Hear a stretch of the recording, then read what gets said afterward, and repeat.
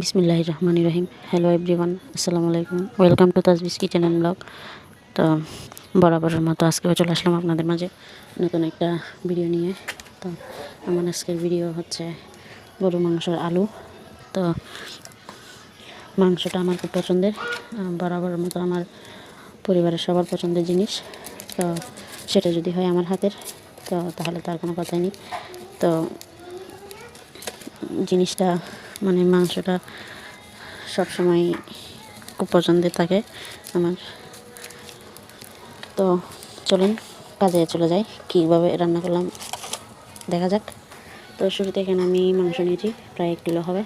তো এখানে আমি পেঁয়াজ দিয়ে দিলাম, পেঁয়াজ গ্রেট করে নিয়েছি। আর রসুন দিয়ে দিব, আদা দিয়ে দিব। পেঁয়াজ প্রায় 3 টেবিল চামচ, আর মশলাটা খুব কমই ইউজ করব। তো আদা দিয়েছি 1 চামচ, রসুন দিয়েছি 1 চামচ।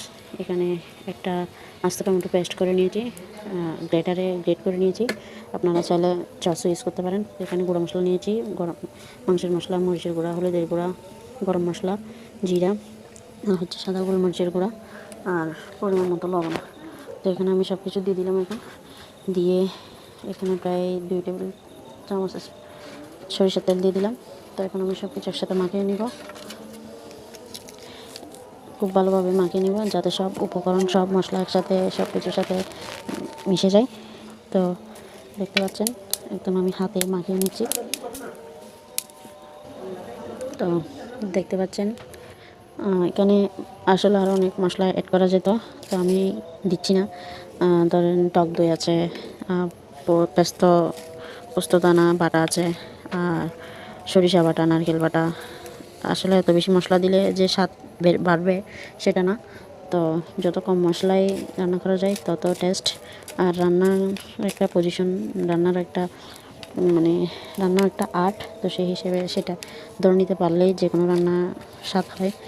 তো এখানে আমি এখন চুলায় প্যান বসিয়ে তেল দিয়ে মাংসটা সরাসরি দিয়ে দিলাম, মাখিয়ে রাখা মাংস।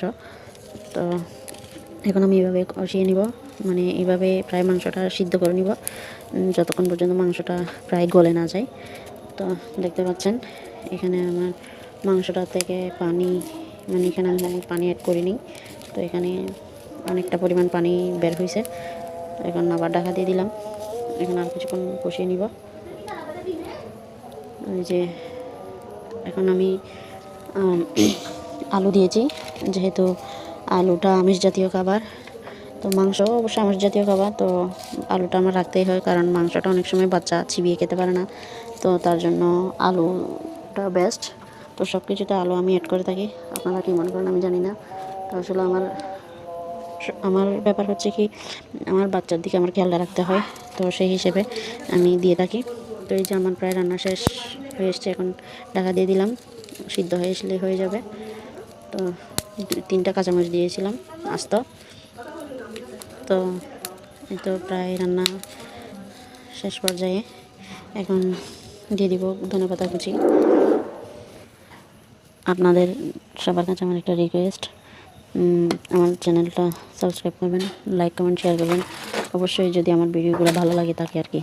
তো কাউকে তো আসলে জোর করে মানে লাইক কমেন্ট করা যায় না। তো আসলে আমি সময় হয় না, আমার লাইক কমেন্ট করা হয় না।